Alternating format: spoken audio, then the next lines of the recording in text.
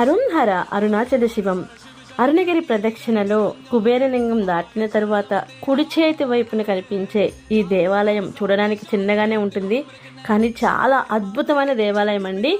ఈ ఆలయాన్ని తమిళంలో ఇడుక్కు పిల్లయార్ అని పిలుస్తారట. తెలుగు వాళ్ళు అంగప్రవేశ ఆలయం అని పిలుస్తారు, మోక్ష మార్గం అని కూడా అంటారు.